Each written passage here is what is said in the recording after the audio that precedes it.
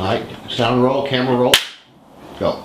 So sometime when I was in Southeast Asia, the doctors tell me it happened in Southeast Asia. I got into something that destroyed the peristalsis in my esophagus, so that when I couldn't swallow.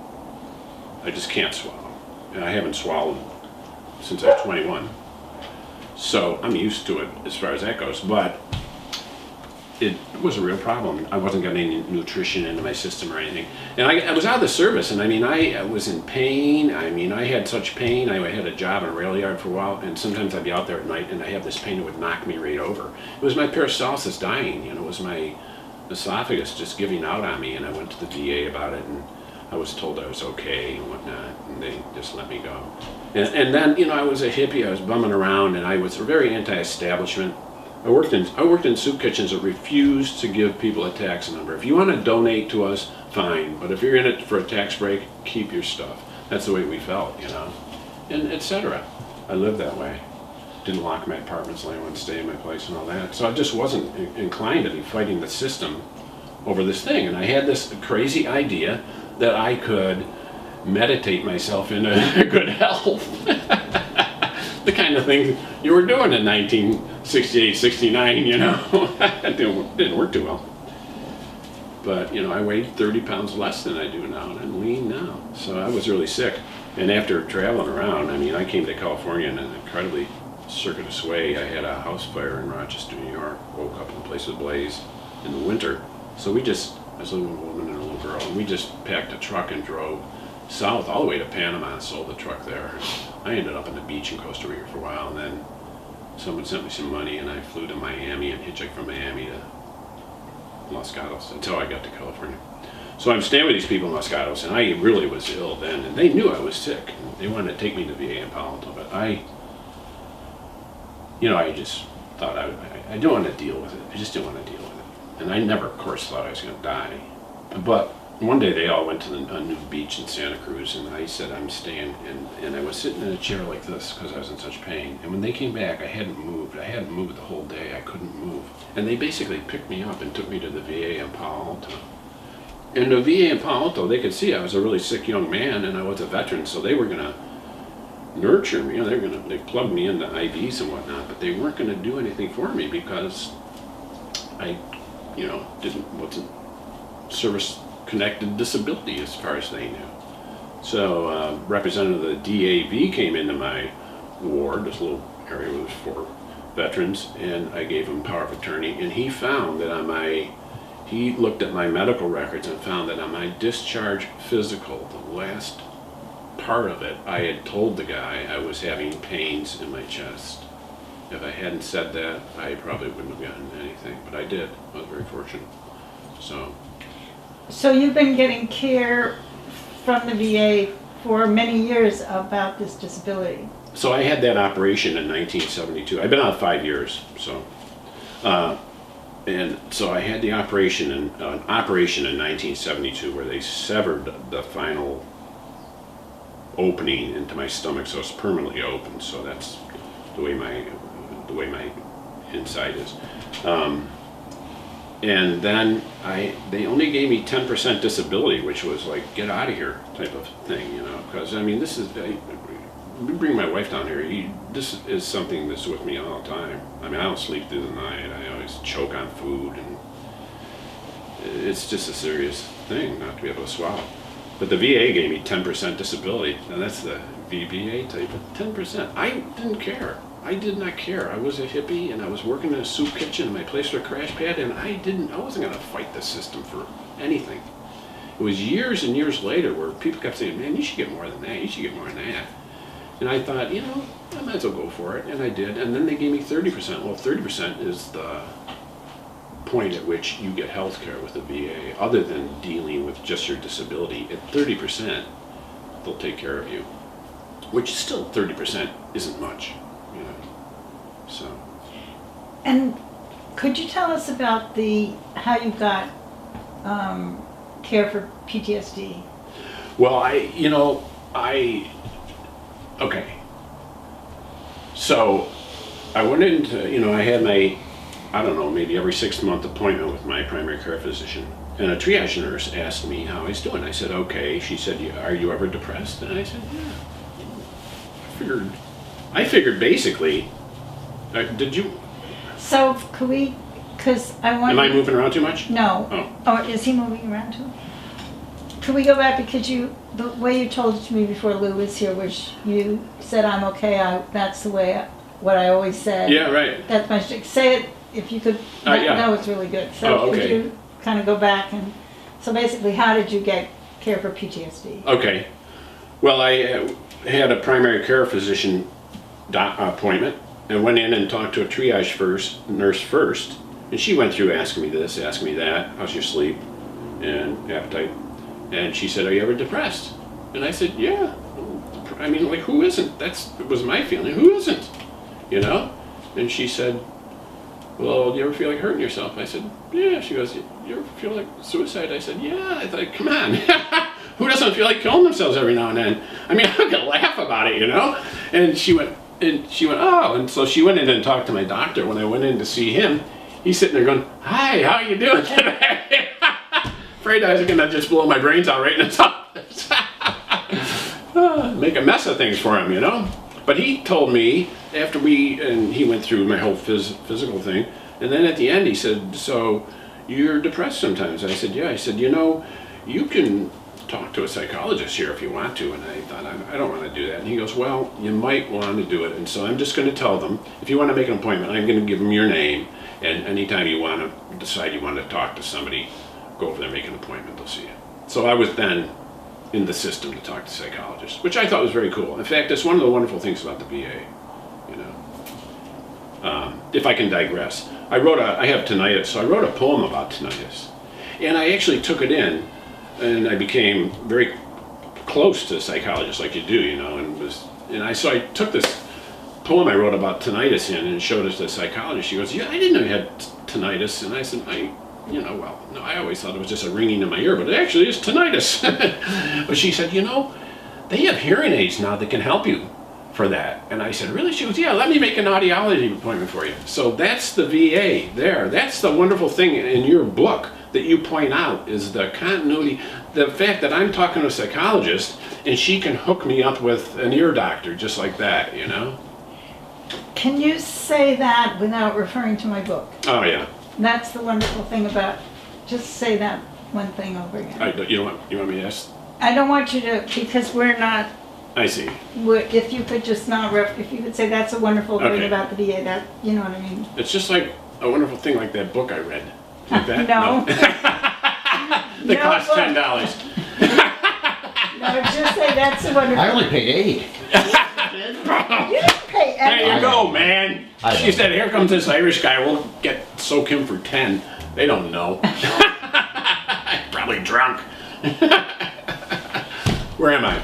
So that's the wonderful thing about the VA. Yeah, okay. So that's really the wonderful thing about the VA, and that isn't the only time that's happened to me. But when I'm talking to a physician about one thing, or an advice nurse, or whoever it is, they can help me with a whole other situation. So the psychologist was able to, right there in her office, get me an appointment in audiology.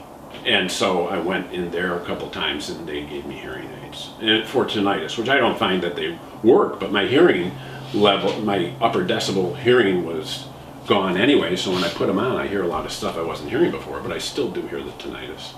So, but the tinnitus is a thing that is endemic of guys that were in the Air Force and guys that were, in armed, various things in the military. You're just by these incredibly loud noises all the time.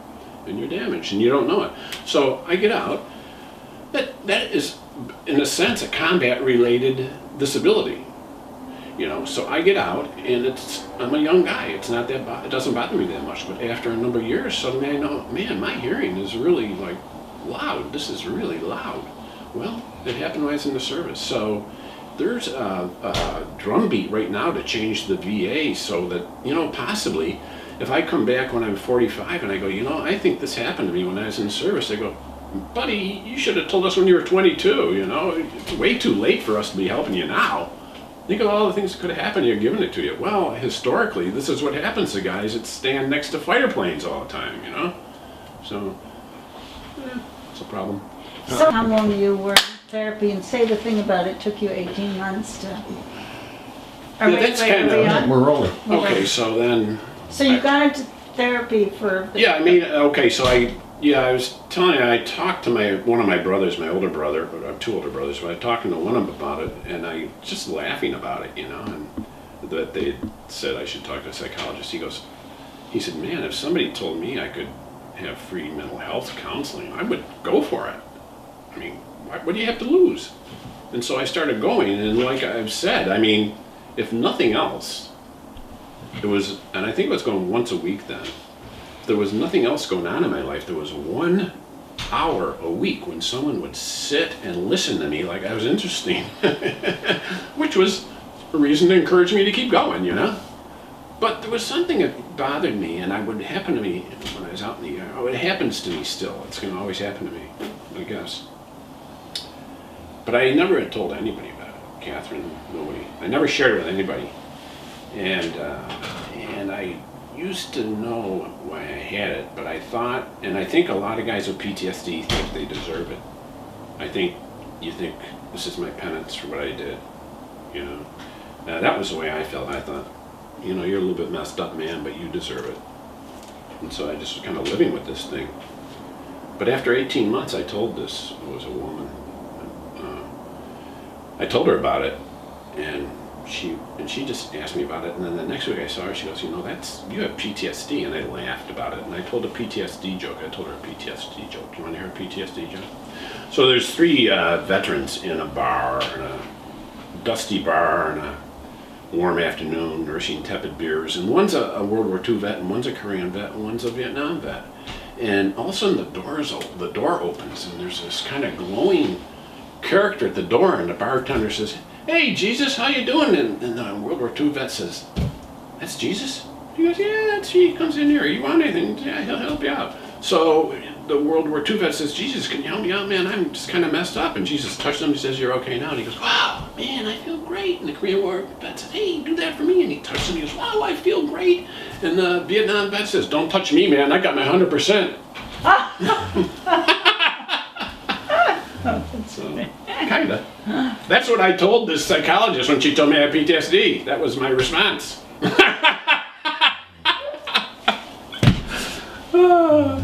So. But you got PTSD treatment.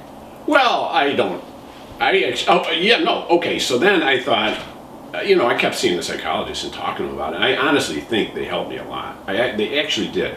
See, I'm in a group called Veterans for Peace, and we are involved with the Agent Orange people who are damaged by Agent Orange in Vietnam. And we hosted a few times groups of 3 women came over, though. One woman was the Vietnam ambassador to Canada and to Netherlands, and a professor in a school in Hanoi. And the other lady was a professor in Hanoi and retired, and now she started an orphanage for kids who are damaged by PTSD. Their parents or grandparents by Agent Orange, dioxin actually. And she has an orphanage in Hanoi where she takes care of it. And the third was a young lady who was born without her legs below her knees and without her left hand. And a beautiful young lady. And we are taking them all around. My friend Paul and I are taking them all over the Bay Area and doing stuff with them and whatnot. And they flew around the country and came back here. They were here actually to visit Washington, D.C. and see if they couldn't get a bill. There was people trying to get a bill through Congress to actually help the people in Vietnam who are suffering from Agent Orange. And they came back here, and I'm driving them to the airport, and the young lady is sitting next to me on the seat, and I'm driving. I had a Cadillac at the time. They were very impressed with that, And so she's sitting sideways, and she goes, Can I interview you? And I said, yeah. And she had a little device about like this that was a camera, and so she started asking me about my family and all that kind of stuff. And I'm talking and being very, laugh. And then she said, what did you do in the war? And I thought, man, I didn't really want to tell her.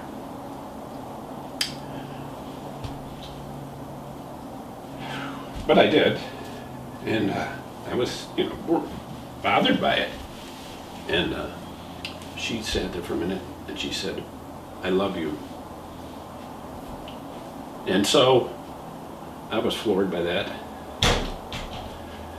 So I told the psychologist at the VA, I said, he said, "Man, this thing, man, it bothers you. What's up with that?" I said, "There's things you do you just can't be forgiven for. That's the way I feel. If you can do something you can't be forgiven for." He goes, "You were forgiven. You were forgiven." And I didn't see it, and he did, because I told him about that girl. And that helped me a lot. I thought, I was forgiven. Here's a girl who was born just completely messed up. That wouldn't happen if us Americans weren't running all over their country. And she forgave me. She said she loved me. So I should just ease up on myself a little bit. I have, to some degree.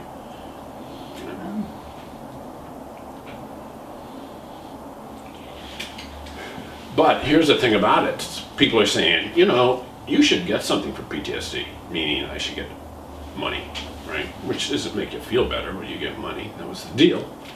So I thought, after a number of people telling me to do that, I thought, I'm going to do that. And I got all the forms and I filled them out. And it says, well, how do you know you have PTSD, or what incident caused you to feel you have PTSD? And I said, well, a psychologist at the VA told me I have it.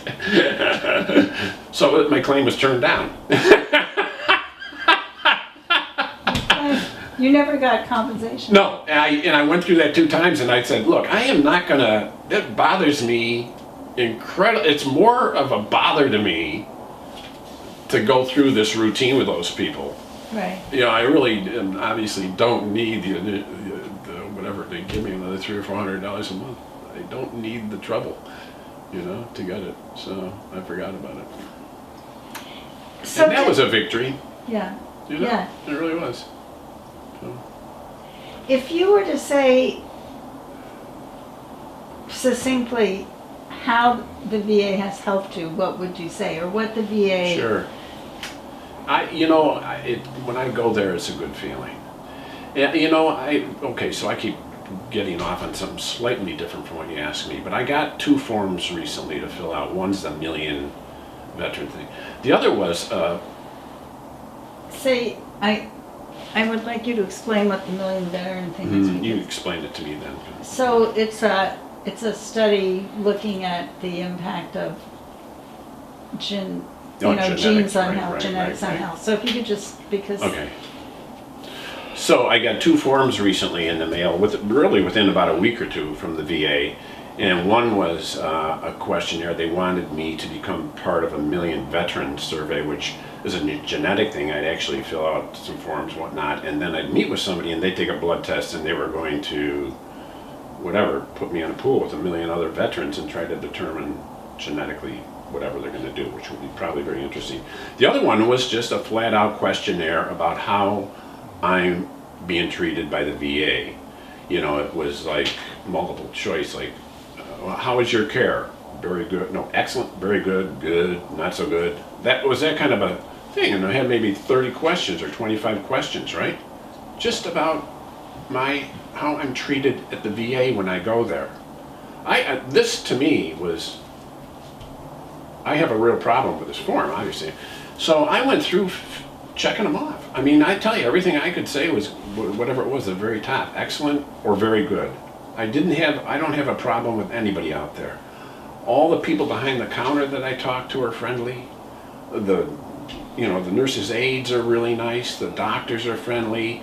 They give me all the time. I never feel rushed. I never feel like you got to get out of here. I got to see the next person. That never happens. I don't have tremendous wait time for anything. I have more doctor's appointments now than I ever thought I'd ever have, because I had a situation where they ran an MRI in me, and I'm like 72, so there's all these strange things happen when you get older. But they said, well, we're just going to monitor all that stuff now. So I go, I'm going to the doctor frequently, and it's fine. It's fine. But, Rolling that sound. okay. All right, camera roll. So the second envelope had a survey in it. It was a multiple choice type of thing about how I felt about my care, and it was starting with excellent and on down. And I looked at it, and I don't have any reason to want to flatter anybody, but I really honestly say that it was absolutely easy for me to say that everything was excellent, very good. And so I went through the whole form doing that. And then at the end, this is, to me, I felt suspicious of this and wrote a note on it. At the end, they said, so how do you feel overall about VHA, VBA, and memorials? They then batched the whole thing together. Changes the idea of the survey completely. My response to that would have been very different. First of all, I hadn't had no need for a grave yet, so I don't have anything about that. And VBA, everybody's got a complaint with them, man. They turned down my claim when the VA told me I had PTSD. Why would I think they're doing a good job? Why would they finally at the end mix that together, except that they wanted a negative outcome? I honestly feel they wanted a negative outcome to the survey. Interesting. I do, you know?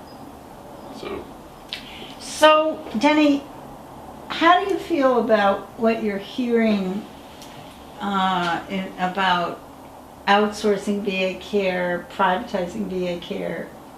What do you think about that? Well, I think that the whole dialogue about it is the wrong dialogue. Okay, so start over by stating the question. The So whole we don't- dialogue about... We're gonna cut her out. Oh, I So see. You have to frame the question I see. and then answer it. I see. Cool. Okay. The way I feel about people suggesting that some of Veterans Administration healthcare should be outsourced or privatized, one might say, is that there's a wrong dialogue about it. I don't have any service that's bad. Now, I have somebody in Omaha who told me they're very dissatisfied with the VA there, and they may be, and that should be fixed. It shouldn't be dismantled. It's not a troubled system. It's doing very well. It sees 230,000 veterans a day, I believe it is. I mean, a huge number of veterans are taken care of, and there's not a huge outcry. And you know, but so anyway. They're talking about privatizing audiology, optometry. I mean, I was just talking about how many veterans need hearing aids and whatnot. Why would that be outsourced? And what kind of a benefit is that going to be to the veteran? To me, the whole conversation is just about money, and people aren't talking about that. That's not what's in the press. It's a phony... Look, in a war, what we do is demonize the enemy. You demonize the enemy, so then when you go in and kill them, it's okay because they're North Koreans and they're no good anyways. And the Veterans Healthcare Administration is being demonized. It's the same way. There's a report in the Times today, and they talk about it being in whatever. They refer to it like it's a very troubled institution. They continually refer to it as a troubled institution. They're demonizing it. So if the government goes in and breaks it apart, outsources many parts of it, in fact closes hospitals down, we'll all accept it because we all know that it's a very troubled institution. It's way too big, and it's not really helping veterans. Veterans could be better served. That's not the situation at all. The situation is that I think it's $65 billion budget or something, and they want to get that in private hands. They want to get that away from what we have here is a national health care plan, a prototype for a national health care plan, which is just terrorizing to people who can charge $10,000 for an MRI. Why would I pay $10,000 for an MRI? I mean, the VA, if I go in, I need an MRI, they say, you need an MRI, click, click, click, click, and I'm gonna get an MRI, just like that, with my daughter. So, if you give Roll. a succinct closing You statement... have to learn to wait till I say roll. Oh, okay. Go ahead. Yeah, okay. No, it's hard to not. I know.